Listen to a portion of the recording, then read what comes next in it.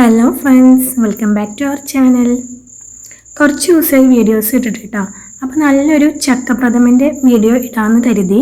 ഇപ്പോൾ ചക്കൻ്റെയും മാങ്ങൻ്റെയൊക്കെ സീസണാണല്ലോ അല്ലേ. അപ്പോൾ എല്ലാവർക്കും ചക്കയും മാങ്ങയൊക്കെ കിട്ടണുണ്ടാവും. അപ്പോൾ ഞങ്ങൾക്കും കിട്ടിയിട്ടുണ്ടായിരുന്നു. അതുകൊണ്ടൊരു അടിപൊളി ചക്കപ്രഥമനാണ് കേട്ടോ ഉണ്ടാക്കിയിട്ടുള്ളത്. ചക്ക പായസം എല്ലാവർക്കും ഇഷ്ടമായിരിക്കും അല്ലേ. അപ്പോൾ നമുക്ക് എങ്ങനെ ഈ ഒരു റെസിപ്പി ഉണ്ടാക്കാമെന്ന് നോക്കിയാലോ. അതിന് മുമ്പായി നിങ്ങൾ എൻ്റെ ചാനൽ ആദ്യമായിട്ടാണ് കാണുന്നതെന്നുണ്ടെങ്കിൽ ഒന്ന് സബ്സ്ക്രൈബ് ചെയ്യണേ, അടുത്തുള്ള ആ ബെല്ലൈക്കണും കൂടി ഒന്ന് ക്ലിക്ക് ചെയ്യണേ. അപ്പോൾ നമുക്ക് വീഡിയോയിലോട്ട് പോയാലോ. എങ്കിൽ തുടങ്ങാം. ആദ്യം തന്നെ ഞാനിവിടെ കുറച്ച് ചക്ക ഇതുപോലെ ചുളയാക്കി എടുത്തിട്ടുണ്ട്. അപ്പോൾ ഇത് നമുക്ക് പകുതി അരച്ചു കൊടുക്കണം, പകുതി കട്ട് ചെയ്ത് കൊടുക്കണം കേട്ടോ. അപ്പോൾ നമുക്ക് ഒരു മിക്സിയുടെ ജാറിലേക്ക് കുറച്ച് ചക്ക ഇട്ട് കൊടുക്കാം, കഷ്ണങ്ങളാക്കിയിട്ട് ഇട്ട് കൊടുക്കാം കേട്ടോ. എന്നിട്ട് നല്ലപോലെ ഒന്ന് പേസ്റ്റ് ആക്കിയിട്ട് ഇതുപോലെ ഒന്ന് അരച്ചെടുക്കാം. ഇനി കുറച്ച് ഞാനിവിടെ കഷ്ണങ്ങളായിട്ട് കട്ട് ചെയ്ത് കൊടുത്തിട്ടുണ്ട് കേട്ടോ. അപ്പോൾ ഇതിങ്ങനെ ഇടയിൽ ഇങ്ങനെ കടിക്കാൻ കിട്ടാൻ വേണ്ടിയിട്ടാണ് കേട്ടോ. ഇനി ഞാനിവിടെ തേങ്ങയുടെ 1-ാം പാലും 2-ാം പാലും വേർതിരിച്ചെടുത്തിട്ടുണ്ട്. ഞാനിവിടെ ഒരു 3 തേങ്ങയാണ് എടുത്തിട്ടുള്ളത്. ഇനി ഒരു 750 ഗ്രാം ശർക്കര ഞാനിവിടെ ഉരുക്കാൻ വേണ്ടി വെക്കുന്നുണ്ട് കേട്ടോ.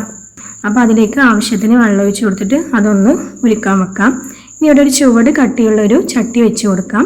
എന്നിട്ട് അതിലേക്ക് ഒരല്പം നെയ്യ് ചേർത്ത് കൊടുത്തിട്ട് നമ്മൾ അരച്ച് വെച്ചിട്ടുണ്ടായിരുന്ന ചക്കല്ലേ അത് ചേർത്ത് കൊടുക്കാം. എന്നിട്ട് നല്ലപോലെ ഒന്ന് ഇളക്കിയിട്ട് ജസ്റ്റ് ഒന്ന് ചൂടാക്കി എടുക്കാം കേട്ടോ. ഒരു 5 മിനിറ്റ്സ് ഇതുപോലെ ഒന്ന് ജസ്റ്റ് ഒന്ന് ഇളക്കി കൊടുത്തുകൊണ്ടിരിക്കണം.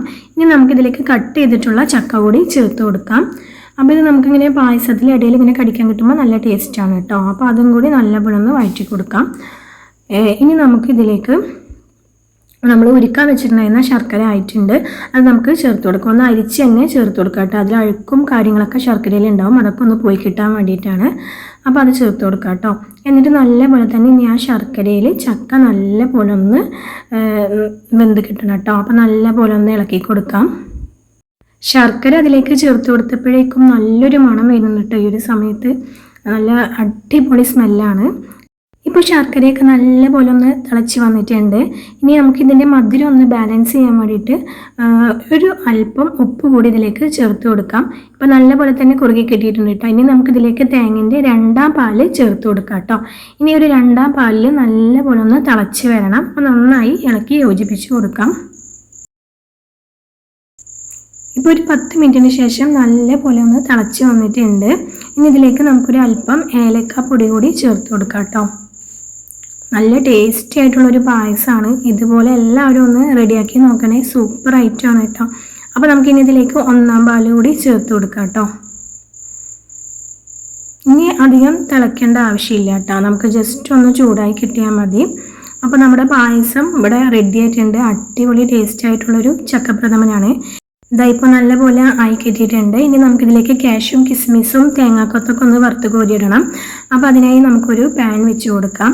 എന്നിട്ട് ഇതിലേക്ക് ഒരു 2-3 ടീസ്പൂണ് നെയ്യ് കൂടി ഇതിലേക്ക് ചേർത്ത് കൊടുക്കാം. എന്നിട്ട് നെയ്യ് നല്ലപോലെ ചൂടായി വന്നതിന് ശേഷം ഞാനിവിടെ ഒരു മൂടി തേങ്ങ ചെറുതായി കഷ്ണങ്ങളായി കുത്തിയെടുത്തതാണ്, അത് ഇതിലേക്ക് ചേർത്ത് കൊടുക്കുന്നുണ്ട്. എന്നിട്ട് അത് നല്ലപോലെ ഒന്ന് നെയ്യിൽ ഒന്ന് വാട്ടിയെടുക്കാം.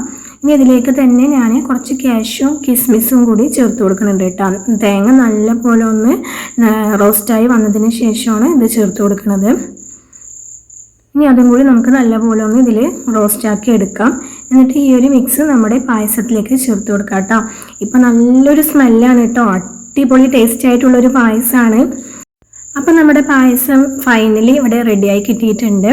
എന്ത് എളുപ്പത്തിലാണ് നമ്മൾ ഈ ഒരു പായസം ഉണ്ടാക്കിയെടുത്തത് അല്ലേ. ബിഗിനേഴ്സിന് പോലും വളരെ പെട്ടെന്ന് ഉണ്ടാക്കിയെടുക്കാൻ പറ്റുന്ന ഒരു അടിപൊളി പായസമാണ് കേട്ടോ. എല്ലാവരും ട്രൈ ആക്കി നോക്കണേ. തീർച്ചയായും മക്കൾക്കും വലിയവർക്കും ഒരേപോലെ ഇഷ്ടപ്പെടുന്ന ഒരു പായസമാണ്. അപ്പോൾ തീർച്ചയായും എല്ലാവരും ട്രൈ ആക്കി നോക്കും എന്ന് വിചാരിക്കണം. അപ്പോൾ ഇനി നെക്സ്റ്റ് ടൈം നല്ലൊരു വീഡിയോ ആയിട്ട് വീണ്ടും വരാം. അതുവരേക്കും എല്ലാവർക്കും bye bye. Okay, thank you.